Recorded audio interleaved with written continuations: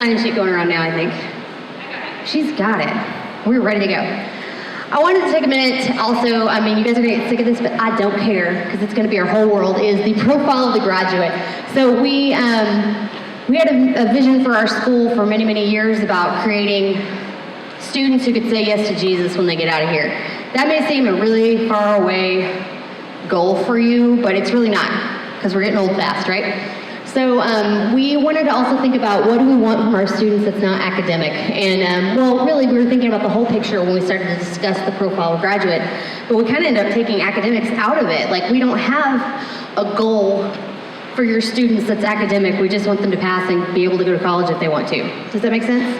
So all of those, Mr. Henry said it this morning, but I'm gonna say it again, all of those goals you guys are putting on your kids to like make a honor roll, like it's kindergarten, first, second, third grade, it does not matter, okay? It's not going on any transcripts. Y'all need to let it go. We love you.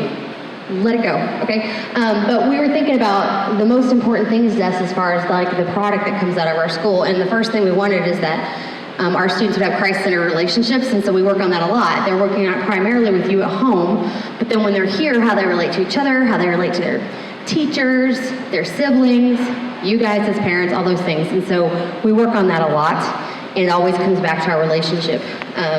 And that's why, Mrs.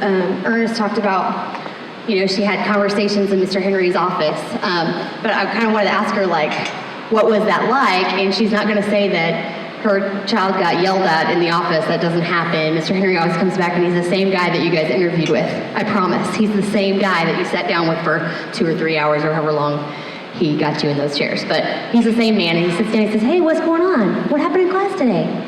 Oh, really, Mrs. So-and-so said that this happened. What's going on there? Well, do you think maybe that's not the kindest way to treat your neighbor? What do you think about that? What are we going to do about that? And then they have this conversation, and he asks them to admit that they were wrong and apologize to who they need to apologize to, and they send them back to class. Or if it's something, that they need your insight on, he'll call you and say, well, we're going to call Mom, and she's going to come down here and have a conversation with us. And then he'll send them on back to class, and nobody holds it against your kid, and we just start over again the next day, okay? So I'm hoping that's your experience. I would say that's the experience over here. Mrs. Amberger always speaks to that as well. So, that good conversations in the office. Effective communicators, there's lots of academic ways of doing that, but we want your students to be able to stand up, say their point, support their ideas, communicate the gospel, do all of those things. So we're giving them lots of opportunities to present and speak in class, to defend their ideas, all those types of things. Even starting in kindergarten. What's your favorite color? Why? Should we have a dress code? Yes or no? They always say no, but then we're like, really? Defend that. And then sometimes they come and we're like, maybe it is a good thing. Not often, but it's there. And then critical thinkers, diving deep into everything. We don't want rote memorization, just like in the math section, we want them to be able to think critically about math. We don't just want them to follow a procedure that doesn't help them in the long run. Okay, profile of graduate. Those are the things we want. None of those are academic as far as like we want everyone to graduate with A's. That's not there. Okay, so to create a successful satellite classroom, again, you have to come with attitudes of love and humility. I feel like this is all repeat. I'll go fast then.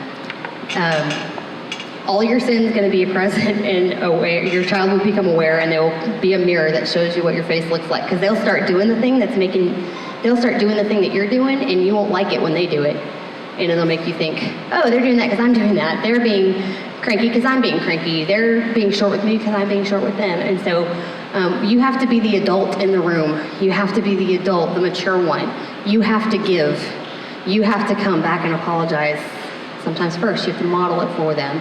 And you're going to have to apologize a lot. I apologize a lot. And that's not hard for some of you. It's hard for you to admit that you're wrong or that you treated them wrongly because you think you're the parent and whatever you said was right because you said it. And that's not the truth in Jesus. Like, we all make mistakes, and you need to come. So spend time with Jesus before you come to the table.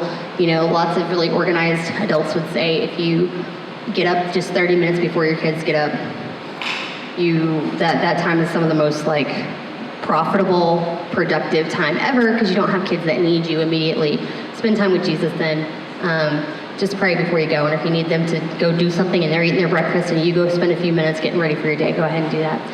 You're going to need to organize your supplies, work and filing area. We've already talked a little bit about that. I've got the buckets. Some people have like roll-top desks or like sideboards or something with the pull-out bucket organizers, and then they can put everything to the side when it's time to use that room for something else. Some of you guys are lucky enough to have a really designated bedroom or loft area that's just all for school, and the more kids you have, the more space you need. Most people have converted their dining rooms into a classroom. But this is what is in Dr. Henry's office for Emma, and I wanted to bring this in here and show this to you because she's got everything they need here. So it's all organized. This goes the other way. Turn around. Watch, this is wrong. Yeah, there it is. So in this top here, she's got like an organizer. I'll put this.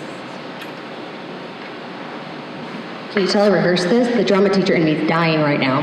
Okay, she's got this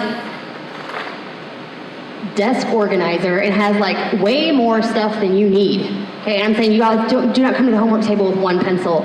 I will not let my kid climb under the table looking for a pencil. If she drops it, it's gone until our next break. So we have a bucket of pencils there. I'm like, do not stop. Do not stop. Grab that pencil. Go, go, go. Okay, because they were not joking. Pencils, you will be like, how could this like little piece of wood make my life so insane? It is the devil. Have pencils.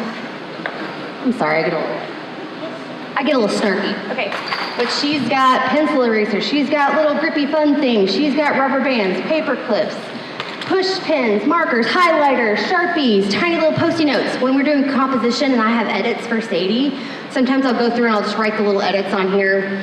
Don't forget your capital, put your end mark, and I stick it to where it goes in the composition book. These are fabulous. Or I mark her. She's got 3 science readings out of a science book. I'll just mark the pages for her. So she's not flipping through having to look at her assignment sheet. She just goes to the first tab and she reads. So those are great. Have those on hand.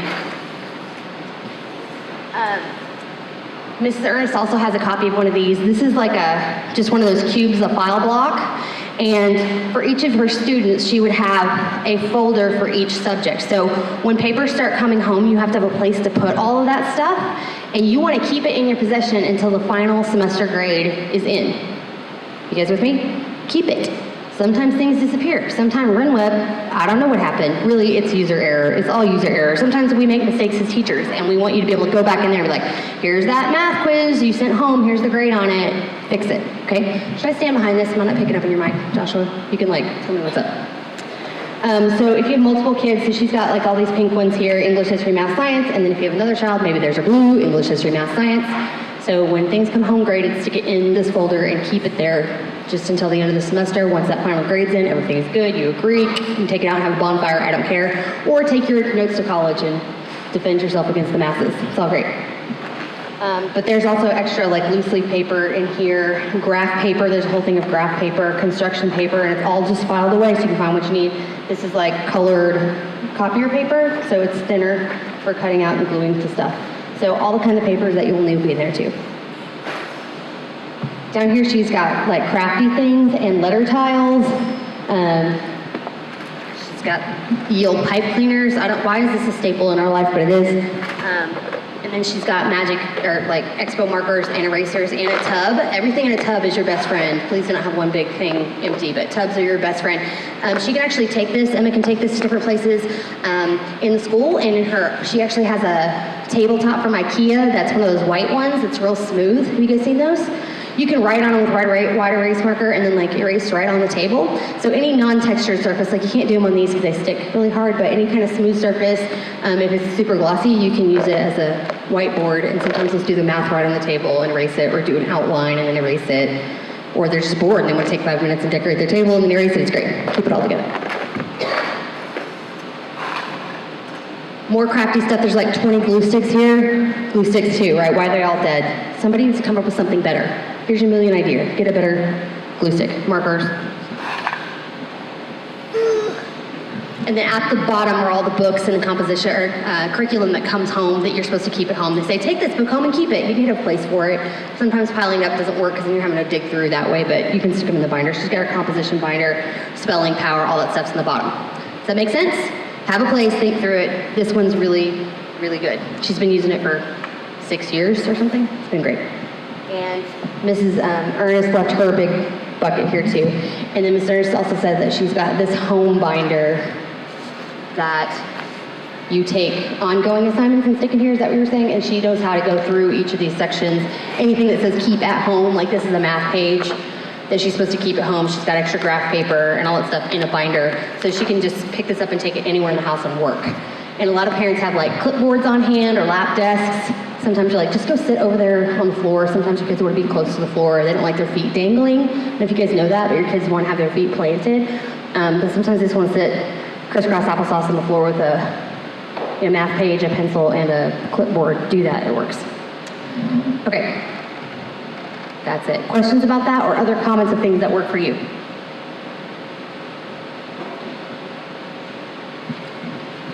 Some of y'all are going to go to Walmart today and stock up. Yes, ma'am.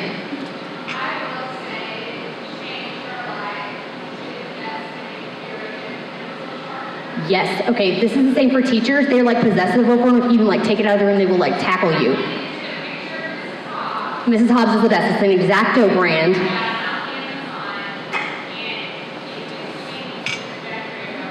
So as she's saying, it changes your life. The pencils, what is it about the pencils? It's the devil's tool, I'm telling you, he wants to get you down. Don't let him win. Okay, she's got an X-Acto brand. Mrs. Jones can tell you in the front office because she probably just ordered 20 of them. Get an X-Acto one. It works. It's super sharp. You're not spinning like, you know, that whole thing, make you nuts. It's really good. It's got a really nice like emptying drawer. Get that one. Also get the Ticonderoga pencils. Don't get the cheapo ones. They break in this winter. Get the good pencils. You will not regret it. Yes, ma'am.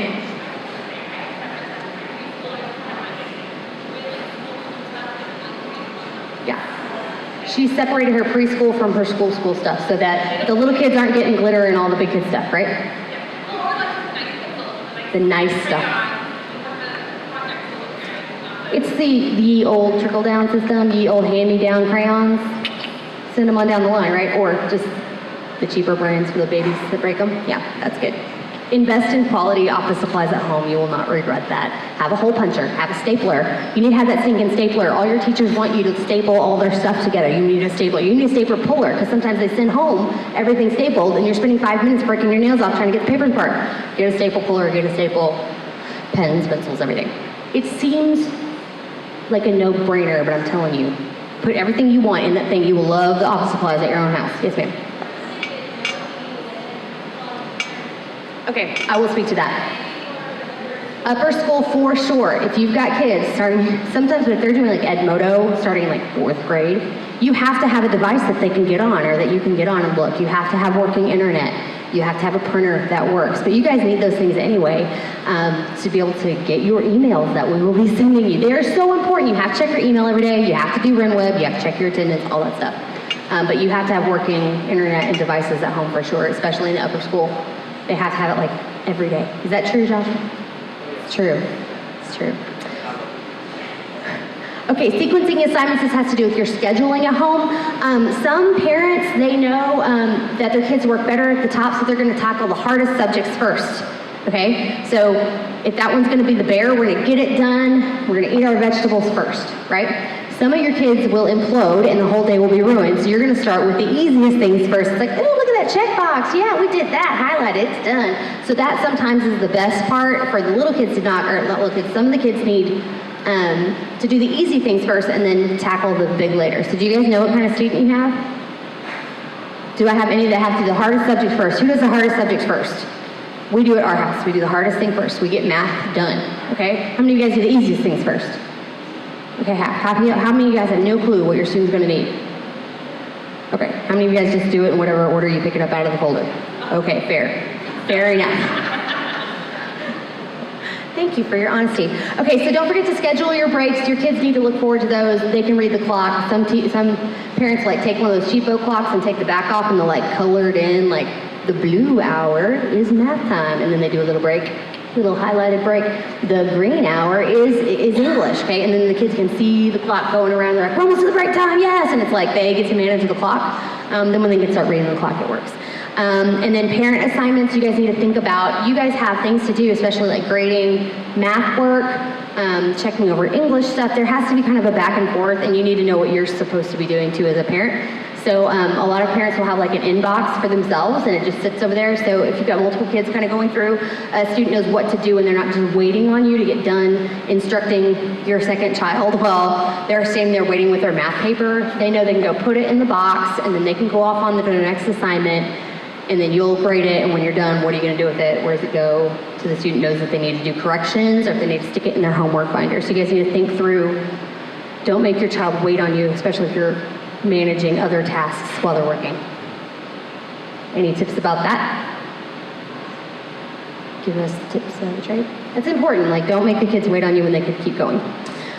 Where are supplies, where to work, when is work inspected, which is graded, when's your at-home reward system, what to do with all the papers. We talked about all that. I'm not going to go over it again. Yay, aren't you guys excited? Okay, your role as a teacher and leader at home. Get as much support for that as you can. Your teachers can even reinforce it. Like, that's something, can you please remind my child that I'm going to teach them on the off day? And Mrs. Hobbs would go up and say, Sadie, your mom's teaching you tomorrow. They're going to teach you this. Like, mom's going to show you how to do this. So make sure that, and that just that little reminder from Mrs. Hobbs was helpful for Sadie to be like, oh, mom's the teacher today. And sometimes I sit there and I'm like, I'm the teacher right now. We're not going to talk about that other thing. We're gonna do schoolwork. So you guys need to lead out, be the adult. Range of accountability. You guys do have things that you're accountable for. Just stay on top of all of that. Because your students' grades will suffer if you're not doing your corrections. It starts pretty much like in second grade, I think, with you're losing points if you're not grading their homework back and forth. It becomes really important in the upper grades, and I think a lot of parents are really copping out on that kind of accountability part where they're just handing over like the answer key to their students and saying, grade your own work. That's a loophole. Don't do that. Like, you guys are supposed to be engaging them in this process, and they're not learning if they're not doing their real corrections.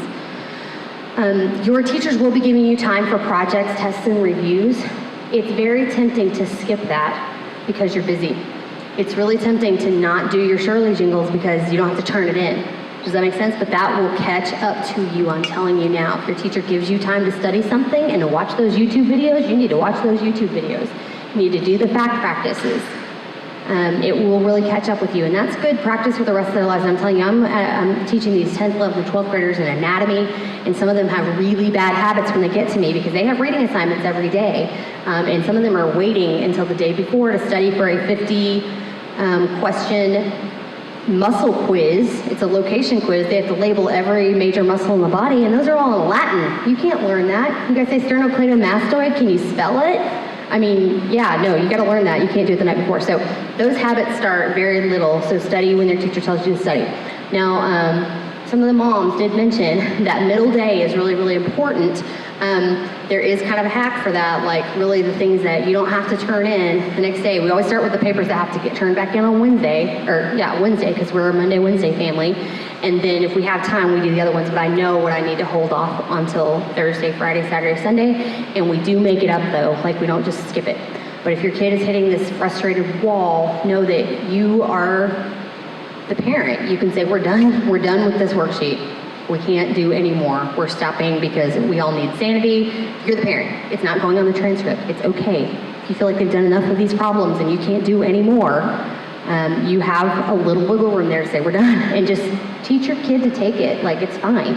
Turn it in. Take the grade. It's going to be fine. Okay? So that was also a lesson I have to teach my high school students a lot, is you could spend 5 more hours studying for this test and go from a B to an A. Or you could stop now and have a life and have a high B and just be happy with it. And you have to be able to make that choice, so help your students now start thinking through that. Anybody else go through that in high school and college? I did. I was like, I want to have a ministry. I can't do this anymore. It's not worth studying for that A. I have to let it go. And usually it worked out and got the A anyway. Okay. So accountability, again, start with a great degree of oversight, and then as you learn your student and how they work, you can let go of a few things, okay? So you're gonna check Run Web Daily. You need to read all those syllabi that came down. You guys you met with your teachers already. That's it. Again, they won't see you unless you have a problem or until you see them at parent training. And you guys need to come to parent training. Everybody nod your head and say, I'll be at parent training. Say it. Or not parent training. I'll be at parent-teacher conferences. You're here at parent training. Again, I'm out of words. Parent-teacher conferences, be there. Your teachers really want to connect with you, and they may have some beautiful insight. Sometimes they even ask your students really great questions, like, what do you wish your parents knew about you? And they'll share that with you, and it's kind of like, what? You know, it's great. Read the assignment sheet for the whole week right when it comes home, as soon as you can, because a lot of those teachers are teaching both sections. They can't answer questions in the middle of the day, and then you're stuck. So again, the Facebook groups are a really good place to do that, but your primary relationship is with your teachers. And the Facebook group, if you're gonna start one, needs to have an administrator or the actual teacher oversighting that and in there. You guys talk differently when we're in the group and when we're not, Okay, that's a positive, helpful space, and we're in relationship with each other. So if you guys think it's going downhill and people are being snarky and saying things they shouldn't say, you are welcome to speak into that or let us take care of it, okay? Because we will ask those parents, please, keep those comments positive. And some are they just say whatever they want about whatever assignment. This is a dumb assignment. Well, that's not your place to say that on a Facebook group. Got it, guys? I need you guys to be the adults. Okay, here we go. Check for completed assignments, make sure they're right. Talk to your student about what they're missing. Some of your teachers are really poring over the feedback that they're giving your child, and you guys are like just taking it out and stuffing it in the folder without even looking. Make sure you're looking over those things, talking with your students about why they thought they missed them, and then making a plan. You guys are a private tutor. That's why our students do so well, is that they have a private tutor every other day. And so you guys are helping to bridge those gaps. So if you're seeing, wow, my kid doesn't know how to double check their math tests, like they can do if I'm sitting here, but when they're doing their assessment in class, I'm making lots of mistakes. I need to take the extra time over the assigned time and teach my kid how to go back over each problem and double check, and how to work it backwards if it was addition, and how to do all these different things. So just think about that as a part of your parent assignment. So check that feedback from the teacher. So again, your primary relationship is with your teacher. They check email twice a day, Monday through Friday. We've told them that they are not allowed to speak to you over the weekend unless we say the house is on fire. Like if the teacher made some big mistake and everyone's at home crying, they can address that. But if it's just a normal thing and you just have a little question, they cannot. They are not allowed to answer you over the weekend. We are trying to protect them and protect you. Like, have a weekend. Look it over ahead of time. Make sure you know what's going on. And then some teachers offer an alternate method of contacting them, meaning that they've given you their cell phone number on their syllabus. But I'm asking you, please don't text them unless they ask you to. Okay? Some of them love to just be like, yes, on a text message. Some of them are going to be polite, but it's just not a professional way to contact them. I'm saying you should email them and then give them time to respond. If you don't hear back from them, I think that's on this one. Yes. If you don't hear back from them within the 24 hours, and sometimes you give them a little leeway if you send it in the middle of the night. If you haven't heard back from them, then you can remind them, I was sent you this question, and then I want you to copy the academic lead, which will probably just copy Dr. Henry on it as well. She's Deborah Henry at CLPS.info, and that way they can just see if the teacher responded to you. But you guys should expect that. Sometimes they cannot respond to you very quickly, or they can't because they need to go get more information. You've asked them a policy question, something that's really complicated, or ask permission for something and they don't have the authority to answer that question. They may have to go get some answers, and so we ask them to please respond to you and say, I'm not sure, I will get back to you on Thursday or whatever, and make a plan with you to talk. If the email is perceived, because you guys know you cannot control your tone, how your tone is received over an email or a text, right? I'm hoping you all know this. Okay. So what we've also asked our teachers is if the email is perceived as being upset, or you've put a teacher in a position where they feel like they need to be defensive in any kind of way, they're not going to respond to you on the email. They're going to ask you to talk on the phone. Some of you guys, that horrifies you, or you're going to have to meet with them in person, but they're no longer going to talk with you through written word, because they don't want to misconstrue anything that they're saying, and they want you to see their face, that they love you and they care about you, they want you to hear their tone. So I would ask you all to please think through your emails to your teachers. I would say that's the number one thing. A parent hears something usually from a student that happened in class. The parent immediately, even if it's totally outlandish, believes the child the exact way it was reported, and then they send the teacher this 5-paragraph email telling them, this is what my child said happened in class, blah, blah, blah, blah, blah, and then 20 reasons why it's wrong, and that teacher is horrible. The first thing was wrong. That did not happen in class, and then that teacher had to read this tirade about how you're questioning their character and their teaching method when it's all based on fiction. We love your kids. They're just kids. They don't know what they're seeing sometimes. So we do know if there are problems going on, because we're going to hear it from more than one parent. We just trust the teachers in our classroom. We put them in there. They're great adults. Many of them have been teaching for many, many years. We are going to believe certain accusations, of course, but just give your teacher a chance to reply before you give them the tirade. My kid said this happened in class. Can you clarify? That's a great email. Yes, I can clarify. This is what happened. So that's just a courtesy. for them. But if they find that they are responding and they're having to do like more than a few sentences, we ask them to stop writing that email and contact that parent for a face-to-face meeting or on the phone. And usually within 2 seconds you go like, oh, it's a misunderstanding, cool, let's go on. Me and Dan always joke about how we'd love to start a sitcom where that was like the whole premise. Like, oh, this is we misunderstood? Okay, never mind, problem over this. The story lasts like 2 minutes and everybody's good, right? Worst sitcom ever. Okay, questions about that? I'm gonna stop right there.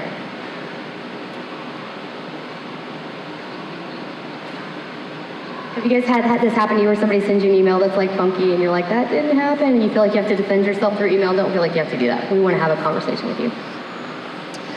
Okay, we have an academic success center. I need to dispel a myth. It's not just for students who have like learning differences or they're struggling. It could be something like a executive functioning skill. I don't know how to teach my children to prioritize their assignment sheet. I need some help. Or, we're really struggling kind of connecting at home with these types of things. We have a learning specialist on campus, Molly Shaw, and she wants to deal with all those types of things. So just because you've been asked to have a conversation with Molly Shaw because the teacher is seeing some organizational things or they may think there's an issue there, it doesn't mean that your child has a learning difference. It just means we want to help support what's going on in the classroom. Some students take to the classroom really well and some need more support. So that is available for you. We've upped her hours this year. She's going to be around a lot.